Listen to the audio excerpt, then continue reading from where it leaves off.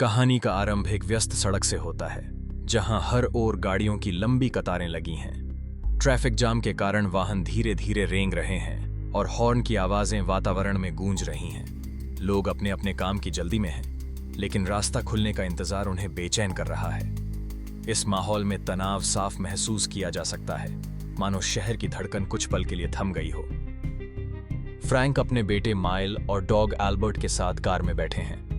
Mile chips खाते हुए Albert के साथ खेल में मग्न है, जिससे माहौल हल्का और खुशमिजाज बना हुआ है। फ्रैंक अपने बेटे को समझाने की कोशिश करता है कि ज्यादा चिप्स खाना सेहत के लिए अच्छा नहीं होता। वह माइल को संतुलित आहार के महत्व के बारे में बताता है ताकि वह अपनी आदतों में सुधार ला सके। इस दौरान एल्बर्ट भी माइल के साथ खेल में पूरी तरह शामिल है, जिससे कार का माहौल जीवंत बना रहता है। फ्रैंक और माइल के बीच माहौल तनावपूर्ण हो जाता है। फ्रैंक अपनी झुंझलाहट में माइल पर आरोप लगाता है कि उनकी सारी देरी उसी की वजह से हो रही है। यह सुनकर माइल का मन बहुत दुखी हो जाता है, क्योंकि वह खुद को दोषी महसूस करने लगता है।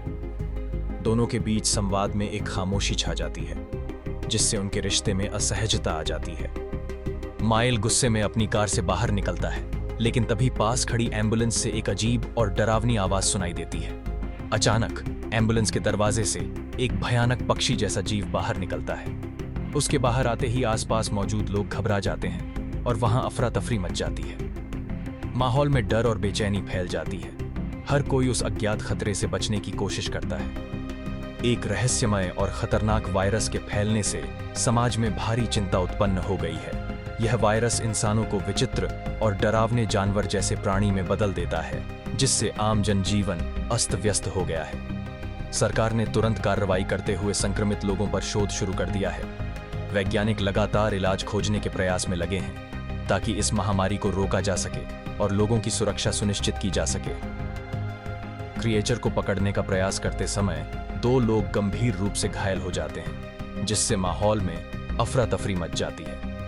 अचानक वह रहस्यमयी प्राणी उड़कर वहां से भाग जाता है और सबको हैरान कर देता है। इस घटना के बाद फ्रैंक और माइल पर डर हावी हो जाता है। वे बिना समय गंवाए अस्पताल की ओर रवाना होते हैं, ताकि घायल लोगों को तुरंत चिकित्सा सहायता मिल सके। हॉस्पिटल के भीतर एक और बच्चा दिखाई देता है, जिसका चेहरा अब इंसानी रूप में नहीं रह गया है। वह भी उसी वायरस का शिकार बन चुका है, जिसने पूरे माहौल को भय और अनिश्चितता से भर दिया है। बच्चे की मासूमियत और उसकी आंखों में झलकता डर इस त्रासदी की गंभीरता को और भी स्पष्ट कर देता है। यह दृश्य दर्शाता है कि वायरस ने किस तरह से न केवल शरीर, बल्कि भावनाओं और रिश्तों को भी प्रभावित किया है। डॉक्टर ने जानकारी दी कि लाना की तबीयत अब पहले से बेहतर है, जिससे फ्रैंक को थोड़ी राहत मिली। हालांकि डॉक्टर ने यह भी बताया कि लाना को पूरी तरह स्वस्थ होने के लिए दूसरे शहर के एक विशेष अस्पताल में स्थानांतरित करना आवश्यक है।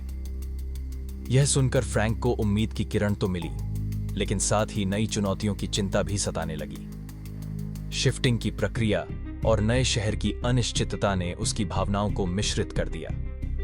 अब फ्रैंक को लाना के बेहतर इलाज के लिए जरूरी कदम उठाने होंगे। फ्रैंक और माइल धीरे धीरे लाना के पास पहुंचते हैं, जहां माहौल में चिंता और डर महसूस किया जा सकता है।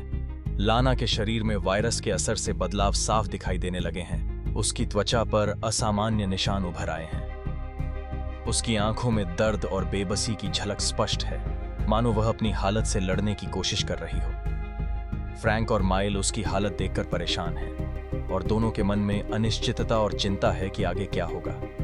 फ्रैंक ने लाना के इलाज की लंबी प्रक्रिया को देखते हुए एक महत्वपूर्ण निर्णय लिया। उसने तय किया कि वह माइल के साथ उसी नए शहर में शिफ्ट हो जाएगा, ताकि पूरा परिवार एक साथ रह सके।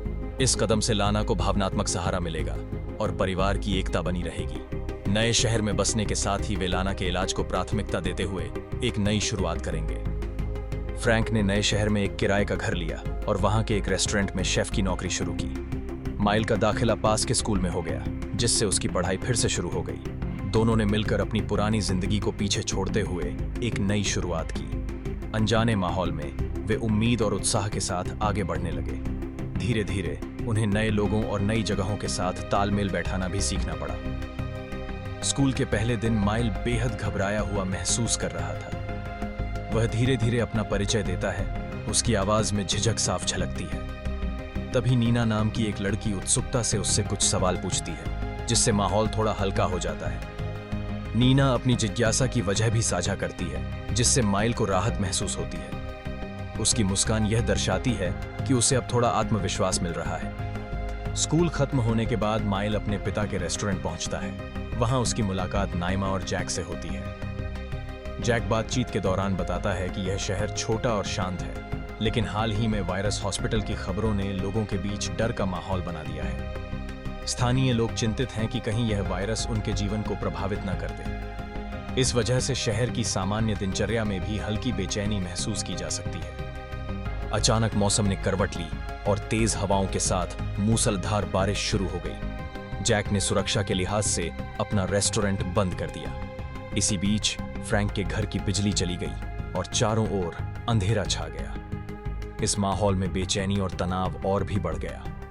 हर कोई मौसम की इस अप्रत्याशित बदलाहट से चिंतित और सतर्क हो गया।